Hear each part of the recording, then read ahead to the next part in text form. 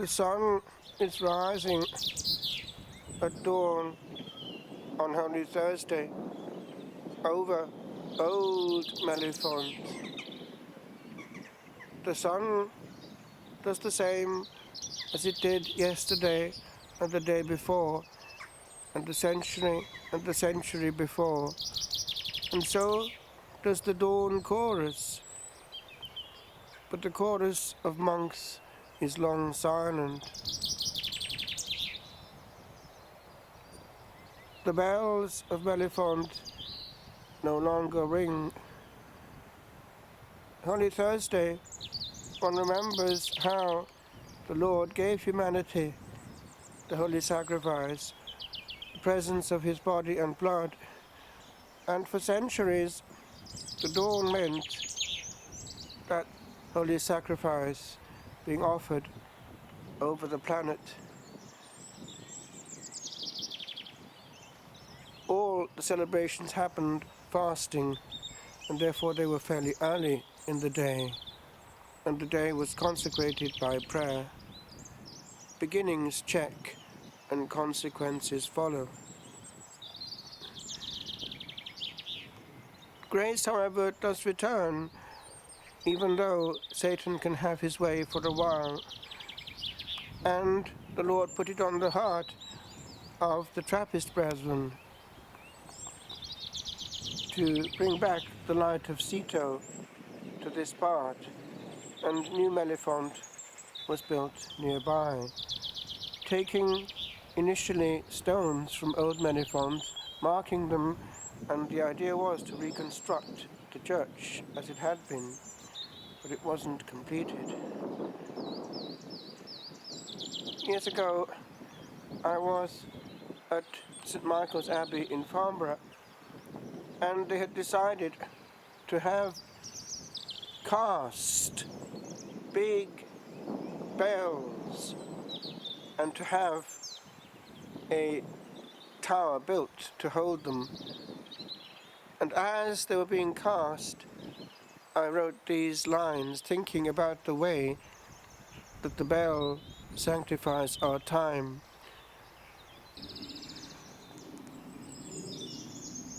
The bell is chrismated, and we had the ceremony of chrismation of the bells after their casting. They're given a name, each one, of an angel or a saint, and they claim the rights of God over time, which is given, but only on loan. In fact, it was written on the bell of Selignac in France, where I had been, "Quid clamabo?" What shall I cry?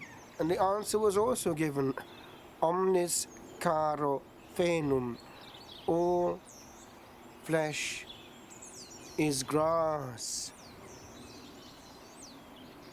And so it is that our short innings is marked by the rights of God over time.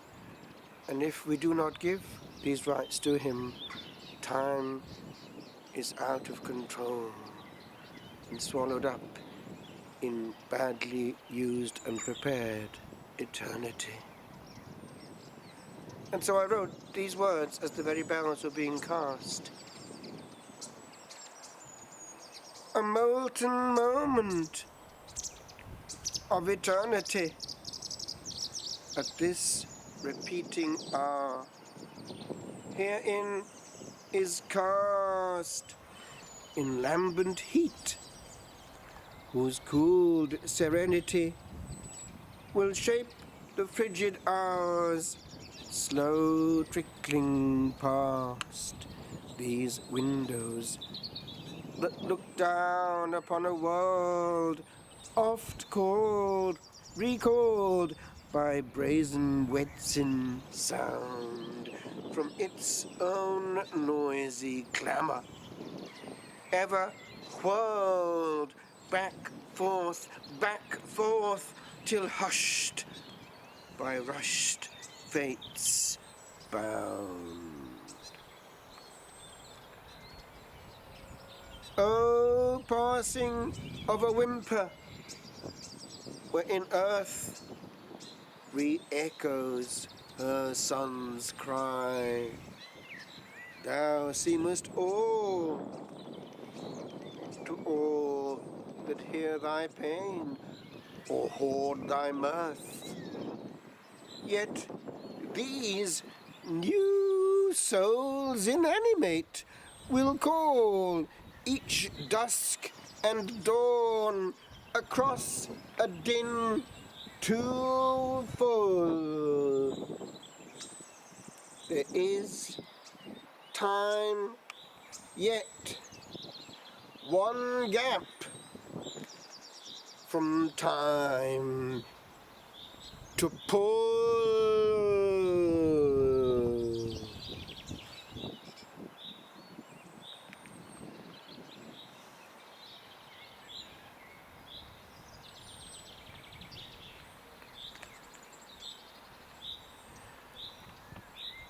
As it happens, Mellifont would be of the same approximate period as the present church of Sant'Antimo.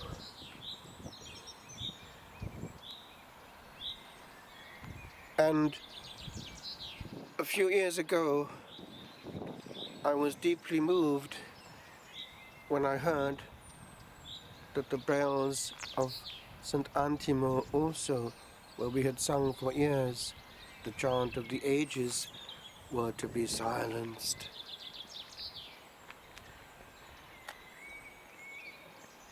Those ancient bells, cast in the Middle Ages and still functioning, had called so many monks, but now the chant is silent.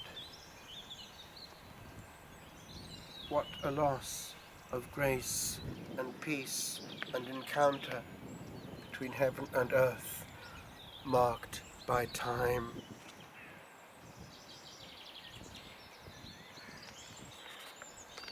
Silenced. There was a time when time had time to be, a time not made of timing, when the earth would turn upon an axis old and free from pulls too hard for moments, when the worth of little days was known, where matters high were not the all of all, for all came not from yond the unaltered blue of the ancient sky, that from the sealed cell hid sounds forgot. There was a time when time would simply call from hour to hallowed hour at clapped pace. But now the sacred cry at rise and fall of dawn and dusk, its task time will efface.